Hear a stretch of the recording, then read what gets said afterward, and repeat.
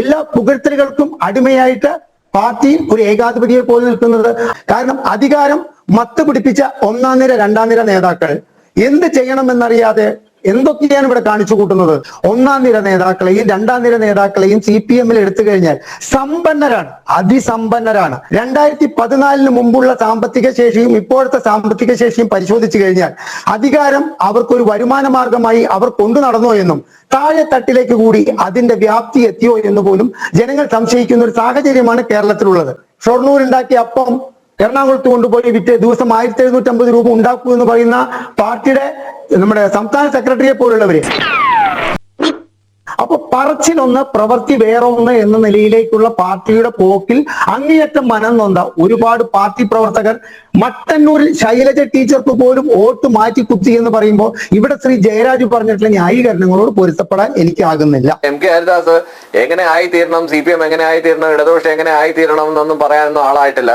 അത് നമ്മൾ പാർട്ടി പ്രവർത്തകർ തീരുമാനിച്ചോളൂ, അതല്ലെങ്കിൽ പാർട്ടി സംഘടനക്കകത്ത് ചർച്ച ചെയ്ത് കണ്ണൂർ ജില്ലയിലെ സഹാക്കൾ തീരുമാനിച്ചോളൂ. അത് എങ്ങനെ പാർട്ടി വേണം, നാളെ ആരായിട്ട് യോജിക്കണം എന്നുള്ളൊരു അഭിപ്രായമൊന്നും അല്ല ഞാൻ പറഞ്ഞത്. പക്ഷെ ഒരു MK ഹരിദാസിന് അത്തരത്തിലൊരു അഭിപ്രായം വന്നു കഴിഞ്ഞാൽ 100 MK ഹരിദാസന്മാർക്ക് അത്തരത്തിലുള്ള അഭിപ്രായം വരാതെ നോക്കേണ്ടത് ഒരു സാഹചര്യത്തിന്റെ ഒരു ആവശ്യമാണെന്ന് കൂടി അങ്ങ് മനസ്സിലാക്കുക. മൂന്നാമതും പാർട്ടി അധികാരത്തിൽ വരികയാണെങ്കിൽ, CPM എന്ന് പറഞ്ഞ പാർട്ടി അധികാരത്തിൽ വരികയാണെങ്കിൽ ഇത്തരത്തിലുള്ള തീർച്ചയായിട്ടും ബലക്ഷയം വന്ന ഒരു വൃക്ഷമായി CPM നിലംപതിക്കാനുള്ള സാധ്യത ഏറെയാണ്.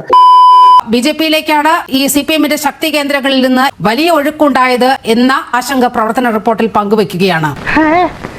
എന്റെ മാധ്യമേ, നിങ്ങൾക്ക് ഇത്രയും ബുദ്ധിയില്ലാണ്ടായി പോയല്ലോ. നിങ്ങളൊന്ന് ആലോചിച്ച് നോക്കി. CPIM എന്ന് പറയുന്നത് കേരളത്തിലെ ഏറ്റവും പ്രധാനപ്പെട്ട ഒരു കേഡർ പാർട്ടിയാണ്. അതൊക്കെ കുറെ കേട്ടിട്ടുണ്ട്. വിമർശനാത്മകമായി സമീപിക്കേണ്ടതിന് വിമർശനാത്മകമായി സമീപിക്കുകയും സ്വന്തമായിട്ട് എന്തെങ്കിലും പാളിച്ചകൾ ഉണ്ടായിട്ടുണ്ടെങ്കിൽ അത് പരിശോധിക്കുകയും ചെയ്യുന്നുള്ളത് സാധാരണ എല്ലാ ജില്ലാ കമ്മിറ്റികളിലും എല്ലാ ബ്രാഞ്ച് ഘടകങ്ങൾ തൊട്ട് ലോക്കൽ ഘടകങ്ങൾ തൊട്ട് എല്ലാ ഘടകങ്ങളിലും അത്തരം ഒരു പരിശോധന ഉണ്ടാവാറുണ്ട്. ഡയലോഗിന് ഒരു കുറവുമില്ല. CPM കേഡറിന്റെ ഒന്നും വോട്ട് എങ്ങും ചോർന്നു പോയിട്ടില്ല. CPM കേഡർമാരെ ഒരിക്കലും അങ്ങനെ മാറി ചിന്തിക്കുന്നവരല്ല. പക്ഷെ അനുഭാവി ഗ്രൂപ്പുകളുടെ ഇടയിൽ എന്തെങ്കിലും ഇതുണ്ടെങ്കിൽ ഉണ്ടായതിനുള്ള ഒരു പ്രധാനപ്പെട്ട കാരണം ഇത് തന്നെയാണ് എന്ന് നമുക്ക് മനസ്സിലാക്കാനായിട്ട് പറ്റും. പിന്നെ മാധ്യമ പ്രചരണം, നീ പറഞ്ഞു വരുന്ന റൂട്ടൊക്കെ എനിക്ക് മനസ്സിലാവുന്നുണ്ട്.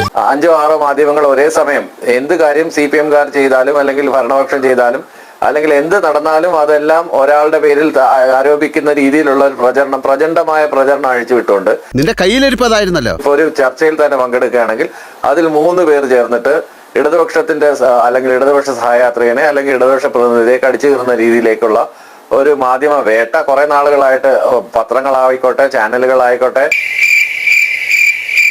ഇതിപ്പോൾ മാധ്യമവേട്ടയല്ല, BJP വലിയ വളർച്ച നേടുകയാണ്. ഇതിനെതിരെ കടുത്ത ജാഗ്രത പാലിക്കണമെന്ന് പ്രവർത്തന റിപ്പോർട്ട് ചൂണ്ടിക്കാട്ടുന്നത് അത് വെറുതെ പറയുന്നതല്ല. തെരഞ്ഞെടുപ്പിന്റെ കണക്കുകൾ നമ്മുടെ മുന്നിലുണ്ട്. പിണറായിയിൽ മുഖ്യമന്ത്രിയുടെ സ്വന്തം സ്ഥലത്ത് BJP-ക്ക് അവിടെ ഒരു പതാകകളോ കമ്മിറ്റിയോ അങ്ങനെ ഒരു സംവിധാനവും ഇല്ല എന്ന് താങ്കൾക്കറിയാമല്ലോ. പിണറായി വിജയന്റെ സ്വന്തം ബൂത്തിൽ BJP നേടിയ വോട്ടുകൾ എത്രയാണ് എന്നുള്ളത് അങ്ങേക്ക് അറിയില്ലെങ്കിൽ ഞാൻ പറഞ്ഞു തരാം. നമ്മൾ ഈ നാണം കേട്ടല്ലോ. പാർട്ടി ഗ്രാമങ്ങൾ ഉൾപ്പെടുന്ന പാർട്ടിയുടെ ഉരുക്കുകോട്ടകളിൽ കടന്നു കയറുകയാണ് BJP. അവിടെ CPM-ന് വലിയ സ്വാധീനമുണ്ട്. അവിടെ UDF-ന്റെ വോട്ടുകളല്ല, CPM-ന്റെ ഉരുക്കുകോട്ടകളിൽ നിന്നാണ് BJP-യിലേക്ക് ഇത്ര വലിയ വോട്ട് ചോർച്ച ഉണ്ടാകുന്നത്. അത് സ്വാഭാവികമായും നേതൃത്വത്തെ വിറളി പിടിപ്പിക്കുമെന്നുള്ള കാര്യത്തിൽ തർക്കമൊന്നുമില്ലല്ലോ. ഞാൻ വേണമെങ്കിൽ ആ കണക്കുകൾ കൂടി അങ്ങയുടെ മുന്നിലേക്ക് വെക്കാം. ബാക്കി പറയണ്ട. എന്താ പറഞ്ഞ ഇതിനകത്ത് കണക്കുകൾ പരിശോധിക്കേണ്ടുന്ന കാര്യമൊന്നുമില്ല. ഇത് ലോക്സഭാ തെരഞ്ഞെടുപ്പിൽ വന്ന വോട്ടിംഗ് പാറ്റേൺ ആണ്. അതല്ലാതെ ഈ ഉരുക്ക് കോട്ടകളിൽ വിള്ളൽ വീണു അവിടെയെല്ലാം BJP അടിച്ചു കയറി വരുന്നു എന്തെങ്കിലും ഒരു ഭാഷ ക്ഷമിക്കണം.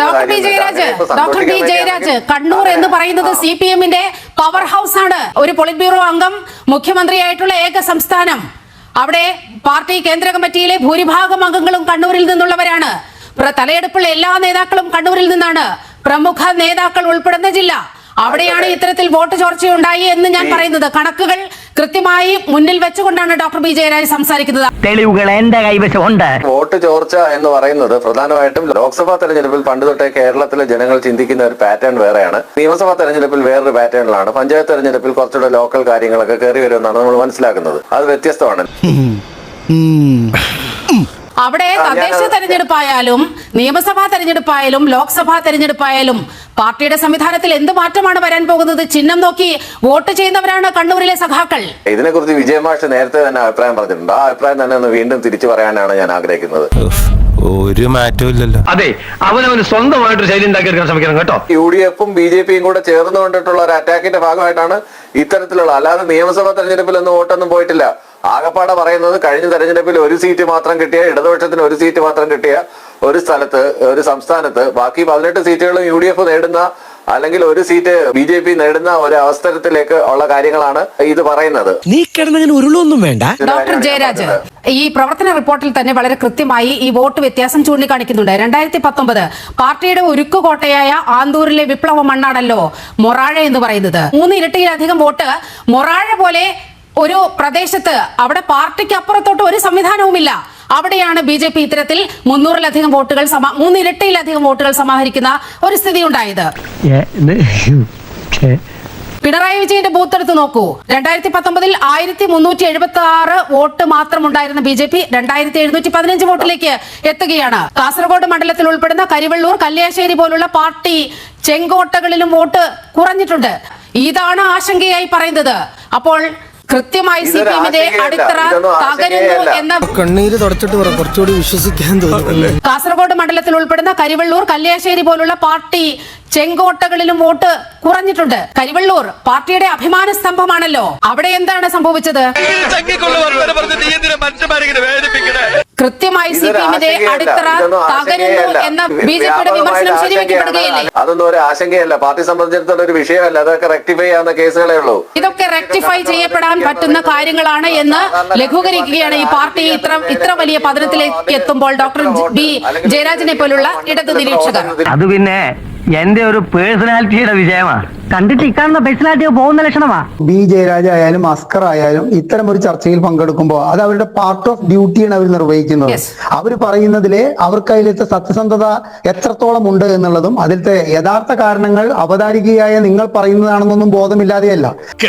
സത്യമാണെങ്കിലും എനിക്ക് അംഗീകരിച്ചു കൊടുക്കാൻ പറ്റുമോ? നാളെ ഇപ്പൊ നമ്മുടെ B ജയരാജ് ഇപ്പൊ ഇവിടെ ഇങ്ങനെയല്ലാതെ ഇത് അങ്ങേയറ്റം പരിശോധിക്കപ്പെടേണ്ട ഒരു സംഗതിയാണെന്നൊക്കെ പറഞ്ഞു കഴിഞ്ഞു കഴിഞ്ഞാൽ ഉണ്ടാവുന്ന ഭവിഷ്യത്ത് എന്താണ്? പിന്നീട് അദ്ദേഹത്തിന്റെ പേരിന്റെ അടിയിൽ നമുക്ക് ഇടതുപക്ഷ പ്രതിനിധി എന്ന് എഴുതി കാണിക്കാൻ പാർട്ടി സമ്മതിക്കുവോ? ഇല്ല. അപ്പൊ അത് അദ്ദേഹത്തിന്റെ ഡ്യൂട്ടി ചെയ്തെങ്കിലും പാർട്ടിക്കുള്ളിലെ ജീർണതയെ കുറിച്ച് 2024 തെരഞ്ഞെടുപ്പ് ഫലം പുറത്തേക്ക് വന്നപ്പോൾ MA ബേബി പറഞ്ഞത് പാർട്ടി പൂതലിച്ച അവസ്ഥയിലായി എന്നാണ്.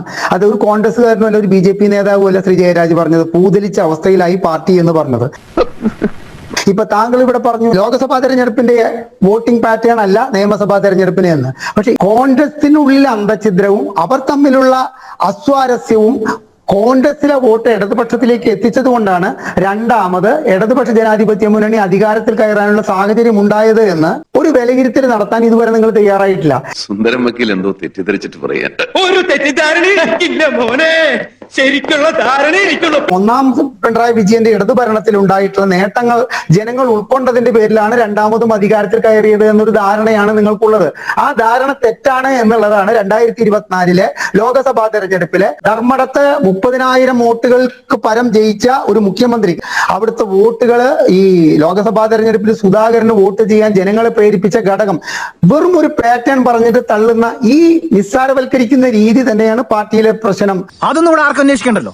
സമ്പൂർണ്ണ സോഷ്യലിസം ഒരു നാൾ തലച്ചുമടായിട്ട് കേരളത്തിൽ വരുമെന്നും എല്ലാവരും തുല്യരാകുമെന്ന് പറയുമ്പോഴും പാർട്ടി അണികളിലുള്ള അസ്വസ്ഥത കാണാൻ പാർട്ടി നേതാക്കൾക്ക് തയ്യാറല്ല എന്നുള്ളത് മനസ്സിലാക്കണം. ഞാൻ നമ്മുടെ പാർട്ടിയുടെ ഇമേജ് വർദ്ധിപ്പിക്കാൻ വേണ്ടി ആലോചിക്കുമ്പോ ഒന്നാം നിര നേതാക്കളെയും രണ്ടാം നിര നേതാക്കളെയും CPM-ൽ എടുത്തു കഴിഞ്ഞാൽ സമ്പന്നരാണ്, അതിസമ്പന്നരാണ്.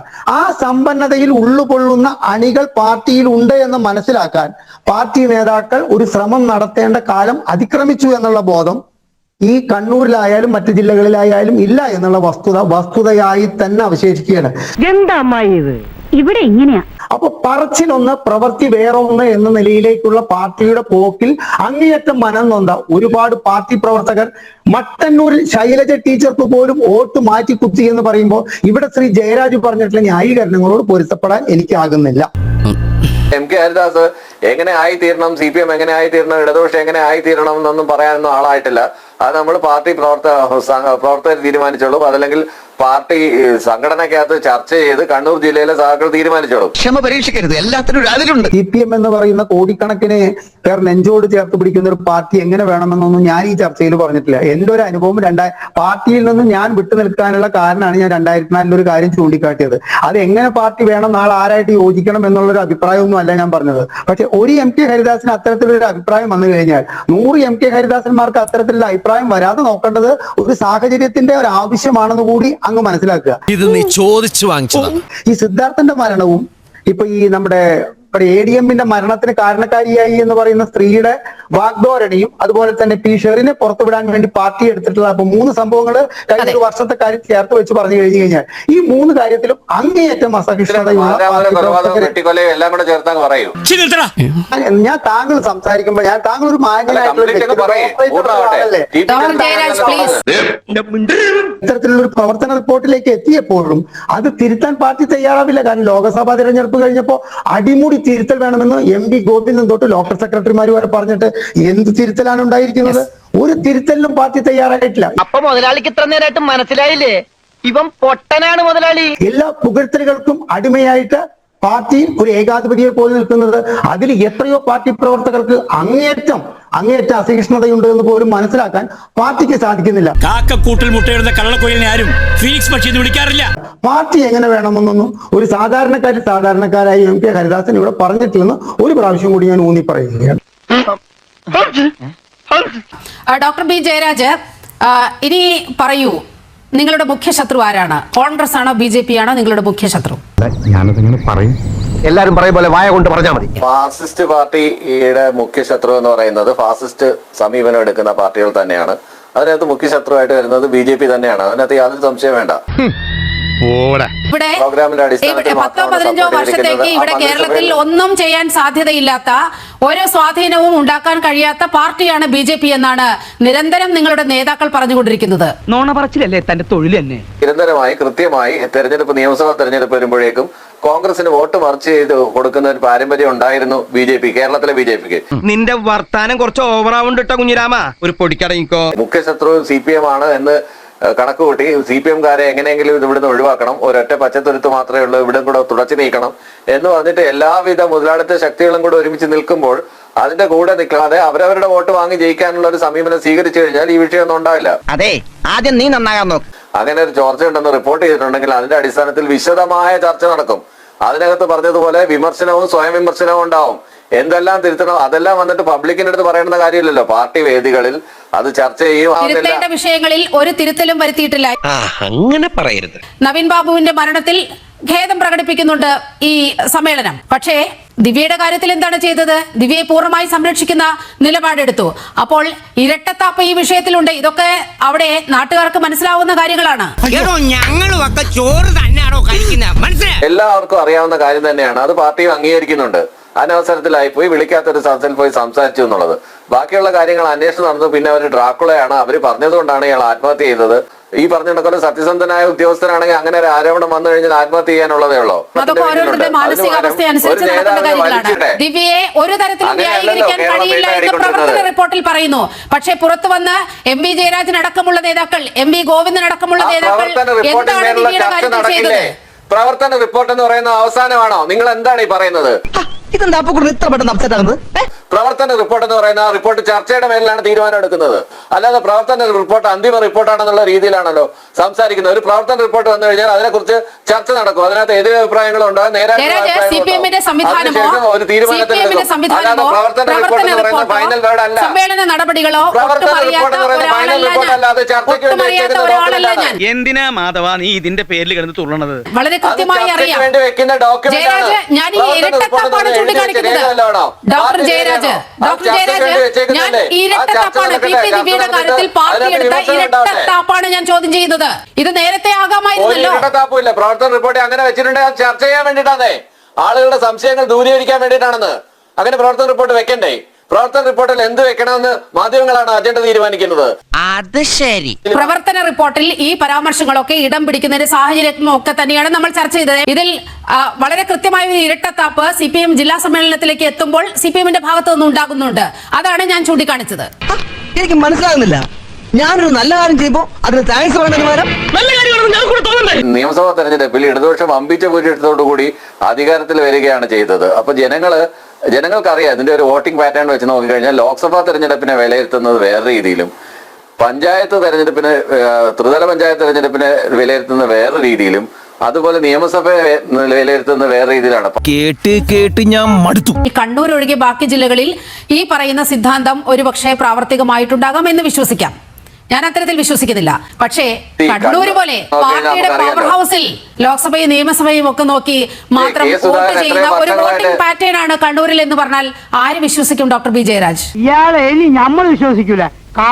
കാട്ടുകളെ മൂന്നാമതും പാർട്ടി അധികാരത്തിൽ വരികയാണെങ്കിൽ, CPM എന്ന് പറഞ്ഞ പാർട്ടി അധികാരത്തിൽ വരികയാണെങ്കിൽ ഇത്തരത്തിലുള്ള തീർച്ചയായിട്ടും ബലക്ഷയം വന്ന ഒരു വൃക്ഷമായി CPM നിലം പതിക്കാനുള്ള സാധ്യത ഏറെയാണ്. കാരണം അധികാരം മത്ത് പിടിപ്പിച്ച ഒന്നാം നിര രണ്ടാം നിര നേതാക്കൾ എന്ത് ചെയ്യണമെന്നറിയാതെ എന്തൊക്കെയാണ് ഇവിടെ കാണിച്ചു കൂട്ടുന്നത്. ഞാനോ? അയ്യോ, ആര് പറഞ്ഞു പിടിപ്പിച്ചു പുളുവൊക്കെ? അതാണ് പുളു, അങ്ങനെ ഒരു സംഭവം ഉണ്ടായി. ഒന്നാം നിര രണ്ടാം നിര നേതാക്കളുടെ 2014 മുമ്പുള്ള സാമ്പത്തിക ശേഷിയും ഇപ്പോഴത്തെ സാമ്പത്തിക ശേഷിയും പരിശോധിച്ചു കഴിഞ്ഞാൽ അധികാരം അവർക്കൊരു വരുമാന മാർഗമായി അവർ കൊണ്ടു നടന്നോ എന്നും താഴെ തട്ടിലേക്ക് കൂടി അതിന്റെ വ്യാപ്തി എത്തിയോ എന്ന് പോലും ജനങ്ങൾ സംശയിക്കുന്ന ഒരു സാഹചര്യമാണ് കേരളത്തിലുള്ളത്. എല്ലാ അവതാളത്തിലാവും. തൽക്കാലം മിണ്ടാതിരിക്കുന്നതാണ് ബുദ്ധി. BJPയുടെ വളർച്ച കൊണ്ടോ കോൺഗ്രസിൽ അന്തചിത്രം കൊണ്ടോ CPM എന്ന് പറയുന്ന പാർട്ടി ഇല്ലാതാക്കാൻ സാധിക്കില്ല. കാരണം എന്താണെന്ന് പറയോ? ഈ അരിവാൾ ചുറ്റിക നക്ഷത്രത്തെ വരുമാന മാർഗമായി നേതാക്കൾ ചിത്രീകരിച്ച് കൊണ്ടു നടക്കുമ്പോൾ ഇതിനെ നെഞ്ചോട് ചേർത്തിട്ടുള്ള ഒരുപാട് പാവങ്ങളുണ്ട്. ഈ നുണയം പറയുന്ന വിശ്വസിച്ച് നടക്കല്ലേ? അവരെ തെറ്റിദ്ധരിപ്പിക്കുന്നുണ്ടല്ലോ. ഷൊർണൂർ ഉണ്ടാക്കിയ അപ്പം എറണാകുളത്ത് കൊണ്ടുപോയി വിറ്റ് ദിവസം 1750 രൂപ ഉണ്ടാക്കൂ എന്ന് പറയുന്ന പാർട്ടിയുടെ നമ്മുടെ സംസ്ഥാന സെക്രട്ടറിയെ പോലുള്ളവര് മാറിയ ഏർപ്പാടെന്നാണ് പറയാൻ. Bing bing boo, tum tum sastena se, taar chimuk gei chhati se. Bing bing boo.